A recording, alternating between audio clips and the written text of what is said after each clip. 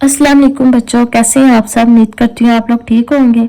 आज का हमारा केमिस्ट्री क्लास 9 का जो टॉपिक है वो है dynamic equilibrium. If a reversible reaction is started by mixing the reactants.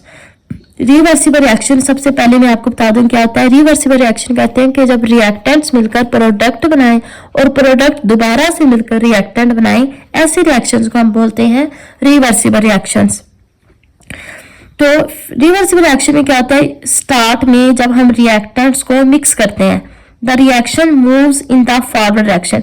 देखिए, जब हमने रिएक्टेंट्स को मिक्स किया, किसी पानी के अंदर, किसी चीज के अंदर हमने रिएक्टेंट को डाला, तो स्टार्ट में क्या होता है, फॉरवर्ड रिएक्शन होता है। ठीक है, जब फॉरवर्ड रिएक्शन होगा, प्रोडक्ट बनेंगे, तो प्रोडक्ट दोबारा से मिलकर रिएक्टेंट्स बनाएंगे। ठीक है, इसी इक्विलिब्रियम को हम बोलते हैं डायनामिक इक्विलिब्रियम, कि जिसमें दोनों का जो रेट है वो बराबर हो जाता है। The reaction moves in the forward direction after some time, कुछ देर बाद, when enough concentration of the product are built up, कुछ देर के बाद जब प्रोडक्ट की ज्यादा तादाद जुड़ना शुरू हो जाती है। ठीक है, पहले रिएक्टेंट्स ने मिलकर प्रोडक्ट बनाए, अब प्रोडक्ट जुड़ना शुरू हो जाएंगे। ठीक है, दोबारा से वो मिलेंगे और they react to give back the reactant, वो दोबारा से रिएक्टेंट बनाएंगे इन द रिवर्स रिएक्शन में। The reaction will keep on going in both the direction, ये जो रिएक्शन हो रहा है ये दोनों सिमतों में हो रहा है। ठीक है, until the rate of forward reaction become equal to the backward reaction. ये जो रिएक्शन है ये दोनों सिमतों में चलता रहेगा यहाँ तक कि रेट, फॉरवर्ड का जो रेट है वो इक्वल हो जाएगा बैकवर्ड के रेट के। मतलब जो आगे की तरफ रिएक्शन हो रहा था और जो पीछे की तरफ रिएक्शन हो चुका, ये दोनों बराबर हो जाएंगे। इन अदर वर्ड्स, दूसरे अल्फाज में, the number of reactant molecules which will disappear as a result of forward reaction become equal to the. अच्छा, इसमें कह रहे हैं कि बच्चों के जो रिएक्टेंट के मोलिक्यूल्स है, सबसे पहले क्या था कि रिएक्टेंट्स ने मिलकर प्रोडक्ट बनाए। ये रिएक्टेंट है, इन्होंने मिलकर प्रोडक्ट बनाए। अब मिसाल के तौर पर 6 रिएक्टेंट थे, 6 रिएक्टेंट थे, ये मिले आपस में, इन्होंने प्रोडक्ट बनाए, 6 प्रोडक्ट बना दिए। ठीक है, अब रिएक्टेंट हमारे पास नहीं बचेंगे। ठीक है, क्योंकि 6 थे पहले, उन्होंने मिलकर 6 प्रोडक्ट बना दिए, अब हमारे पास कोई रिएक्टेंट नहीं बचेगा। ये वो बात कर रहे हैं कि रिएक्टेंट क्या हो जाएंगे, डिसअपीयर हो जाएंगे, गायब हो जाएंगे। ठीक है, as a result of forward reaction, और फॉरवर्ड रिएक्शन के रिजल्ट में become equal to the number of reactant molecule which will form as a result of reverse reaction. ठीक है, पहले क्या था, फॉरवर्ड रिएक्शन था। अब जब रिवर्स रिएक्शन का होगा, जब देखिए अब इन 6 मिलकर ये 6 प्रोडक्ट बना दिए, ये गायब हो गए। अब हमारे पास ये 6 प्रोडक्ट हैं, ये दोबारा से आपस में मिलेंगे और ये अब बनाएंगे रिएक्टेंट बनाएंगे। अब हमारे पास 6 रिएक्टेंट दोबारा बन गए, अब हमारे पास प्रोडक्ट नहीं बचा। वो यही बात कर रहे हैं कि जो number of reactant molecule will form, अब हमारे पास रिएक्टेंट बनेंगे as a result of reverse reaction. Reverse reaction में हमारे पास रिएक्टेंट बनेंगे और फॉरवर्ड रिएक्शन में हमारे पास प्रोडक्ट बनेंगे और ये गायब हो जाएंगे।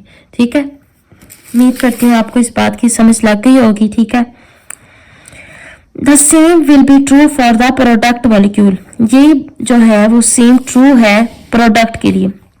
Eight this stage the reaction is said to be state of chemical equilibrium, इसी रिएक्शन को हम क्या बोलते हैं, chemical equilibrium.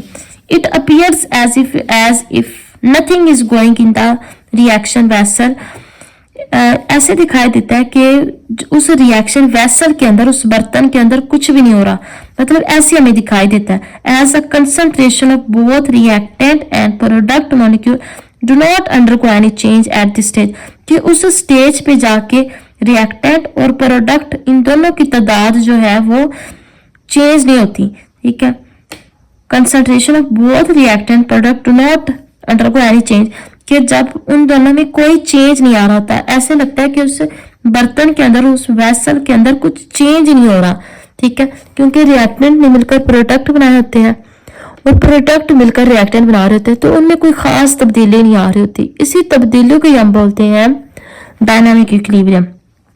Since the reaction did not cease कहते हैं स्टॉप को, कि रिएक्शन जो है वो रुका नहीं होता। since the reaction did not cease at the state of equilibrium, कि उस केमिकल इक्विलिब्रियम की उस स्टेट में रिएक्शन रुक नहीं जाता, ठीक है, rather it keeps on going in both direction, वो रिएक्शन दोनों सिमतों में हो रहा होता है, फॉरवर्ड भी और बैकवर्ड भी।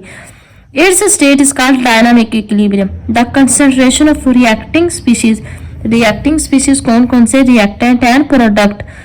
बच्चों यहाँ पर हम रिएक्टिंग स्पीशीज में प्रोडक्ट का नाम क्यों ले रहे हैं, क्योंकि बच्चों हमें पता है कि रिएक्टेंट मिलकर प्रोडक्ट बनाते हैं, प्रोडक्ट जब बन जाते हैं वो फिर दोबारा से आपस में रिएक्ट करते हैं, वो फिर दोबारा से रिएक्टेंट बनाते हैं। तो दोनों रिएक्टिंग स्पीशीज है, पहले रिएक्टेंट आपस में रिएक्ट करते हैं, फिर प्रोडक्ट आपस में रिएक्ट करके बना रहते हैं, ठीक है।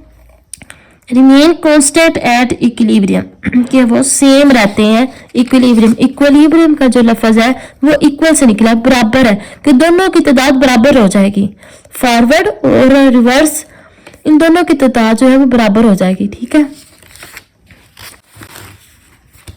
The time a reaction will take to attain the state of dynamic chemical equilibrium, कि वो रिएक्शन कि जब रिएक्शन में जब टाइम लगता है, ठीक है, will take to attain the state of dynamic equilibrium, कि जब रिएक्शन में जो टाइम लगता है वो डिपेंड करता है कि उस डायनामिक इक्विलिब्रियम की स्टेट पर, मतलब कि दो शराइत ऐसे होंगे जिन शराइत पे डिपेंड करता है कि इस रिएक्शन में कितना टाइम लगेगा, ठीक है। इस पैराग्राफ में क्या है कि हमने टाइम का मालूम करना है कि इस रिएक्शन को कितना टाइम लगेगा होने में, ठीक है। Will take to attain the dynamic chemical equilibrium, कि हमने डायनामिक इक्विलिब्रियम हासिल करनी है, इसके लिए हमें कितना टाइम लगेगा।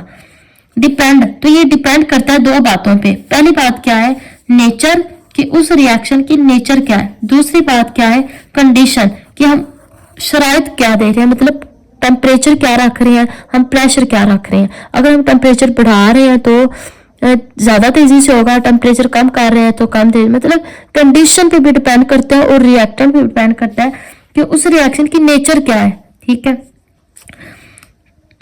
अब ये दो बातें हैं इसमें, ठीक है। अब for a dynamic equilibrium to be set up, dynamic equilibrium set up करने के लिए the rate of forward reaction must be equal to the rate of backward reaction. वो कह रहे हैं जब अगर हमने डायनामिक इक्विलिब्रियम हासिल करना है तो इसके लिए क्या शर्त है कि रेट ऑफ फॉरवर्ड और रेट ऑफ बैकवर्ड ये दोनों इक्वल होंगे।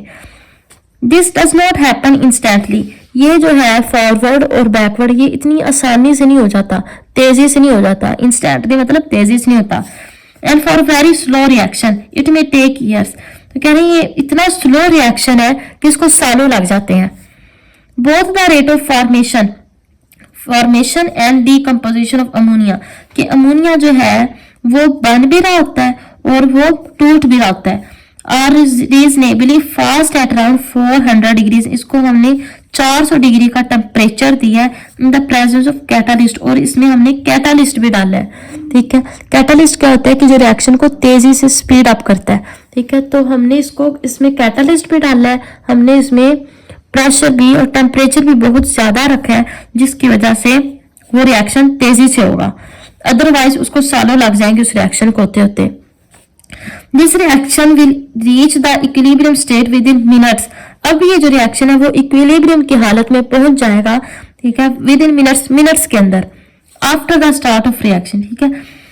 The following equilibrium reaction takes 4 to 5 second, ये जो रिएक्शन है 4 से 5 सेकंड लेता है to reach at the point of equilibrium.